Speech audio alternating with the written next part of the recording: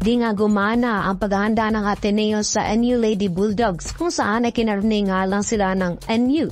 Naging pasakit nga sa Ateneo ang mga atake ni Solomon dahil hirap nga silang kapain ang mga atake nito. Subalit kung gaano ka-hot-handed si Solomon ay ganoon naman katahimik si Season 84 Rookie MVP na si Belen.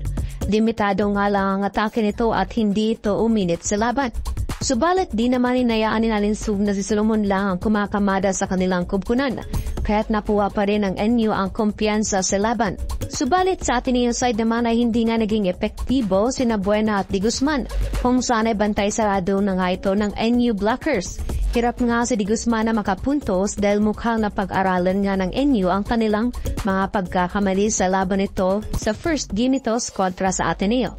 Dito nga ay naging mainit ang kamay ni Solomon na naging main gunner para sa Lady Bulldogs. Belen lowest output this season. Ateneo hirap pumunto sa Bulldogs.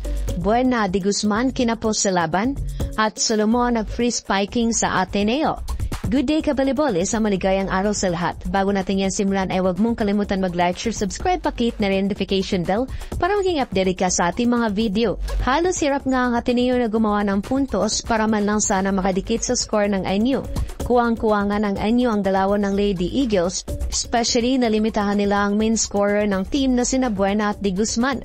Dito nga humina rin sa depensa ang Ateneo at wala ngang halos nakakuha sa mga strong hits ni Solomon at Alinsug. Nagmisto lang free spiking nga lang si Solomon dahil madali lang para sa kanila na makuha ang puntos. Pinataob nga ng NU ang Ateneo in straight sets sa score na 25-22, 25-16 at 25-15. Player of the game nga rito ay si Solomon na nagtala ng 23 big points in 19 attacks and 4 service aces. Katuwang naman ito si Alinsug with 15 points. Samantala, ito na siguro ang lowest performance ni Micaela Belen in her UAAP career na nagtala lamang ng 2 points in her whole match against Ateneo.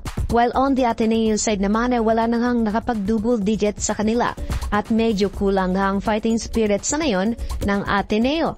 Sa ngayon ay nasa pangatlong pwesto pa rin ang NU with 9-2 win-loss record, while still nasa panglimang pwesto pa rin ang Ateneo with 3-8 win-loss record. Mukhang it's not time yet for Ateneo to be back on this semis game dahil kulang pa nga talaga ang kanilang pag-rebuild ng team. They must need to stay focused and need to be consistent para man lang makapalag sa mga bigating team sa UAAP. Mga kabalibol, kakayanin pa kaya ng Ateneo na makapasok sa semis game with their record sa ngayon? Baka may komento ka pa rito? Comment down below. Huwag kalimutan mag-like, share, subscribe at mag-leave ng comment, hit mo notification bell para maging update ka sa ating mga video.